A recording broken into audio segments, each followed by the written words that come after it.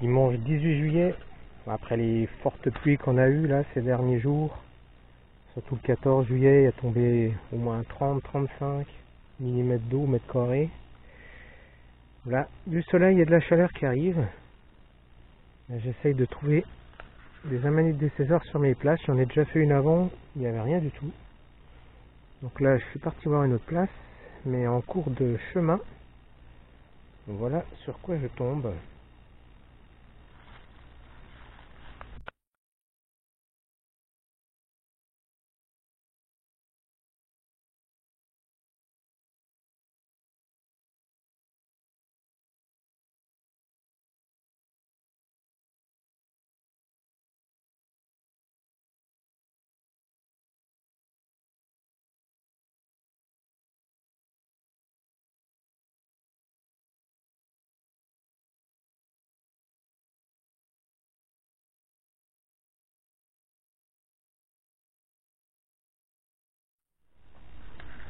Bon, apparemment, pas d'orange pour l'instant. Là, on voit déjà des espèces automnales quand même.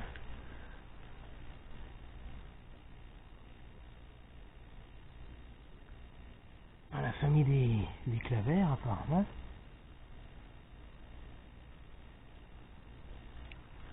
Il y en a encore un peu là. Magnifique ça.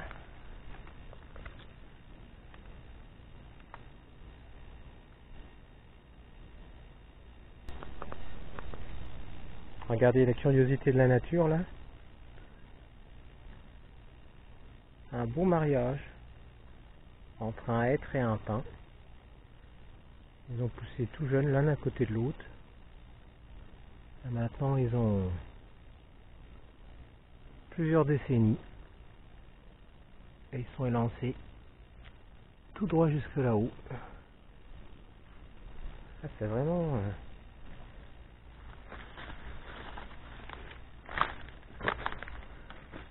vraiment tronc commun au début.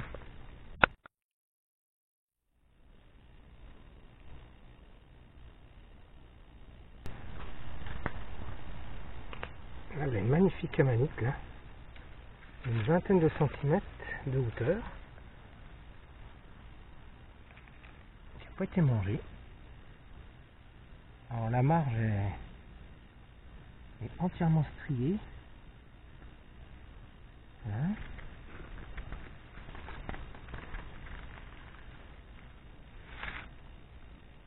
Il n'y a pas de... Il n'y a pas de volve. Pas de volve. À peine un petit bourrelet. Et beaucoup d'écailles. Alors à voir ce que c'est. À déterminer. Je connais pas exactement. Voilà, j'avance sur un petit passage d'engin et je crois que le seul cep qui était bon, bah, il s'est fait écraser avec les russules à côté. Ouais. Il était beau. C'est un beau petit, mais je crois que c'est un bébé là qui sort là. Un petit bébé cep, je vais le laisser.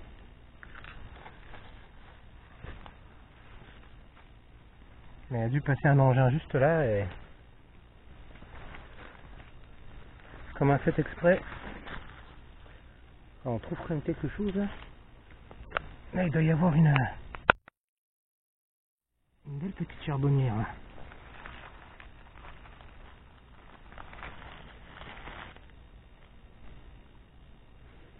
Là un cep. On va le laisser, il a été aussi shooté. Donc certainement une charbonnière je pense. Et un peu plus loin, on voit encore une là. Avec à côté un autre cep. Un chair jaune peut-être, mais il est bien vieux. Et là on a 2-3 charbonnières avec des... Voilà. Une charbonnière ici, en compagnie d'une autre. Une autre belle petite là. Une autre charbonnière là.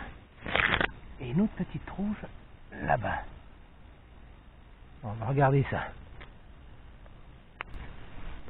Là j'ai suivi ma coulée de de russule. Je retrouve ici là une espèce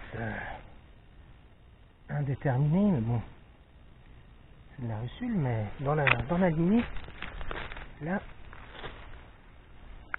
ça.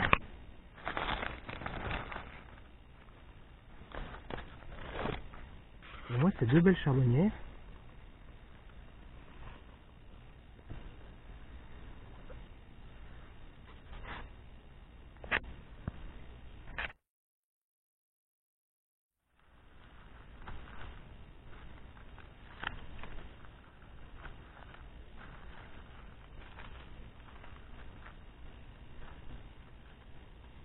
Là, on passe la lame du couteau. Ou l'ongle quand on en a, moi j'en ai pas. Bon. C'est gras au toucher, surtout ça casse pas. Ouais. Elles restent, elles sont lardacées. Donc c'est des bonnes charbonnières. Il y a une autre variété encore de russules. Elles sont énormes là. Elles sont entièrement véreuses. Et alors c'était des bigues. On est sous un hêtre. Arbre fétiche pour les russules, le hêtre. Regardez ça. Tout gros sous de vieille ici. Et là. Encore là-dessous. Tout autour de ce hêtre là.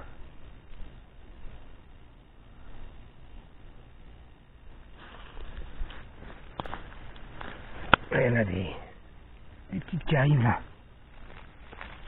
Là. Là.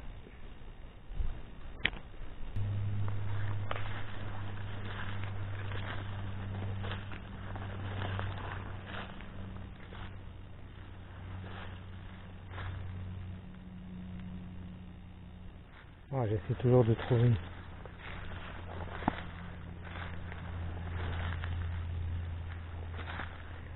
des César. Et là, on a une petite. Tout à l'heure, je suis passé, j'avais pourvu. Et là, on l'a une.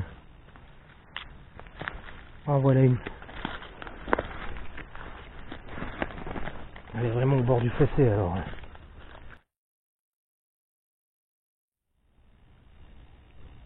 Voilà.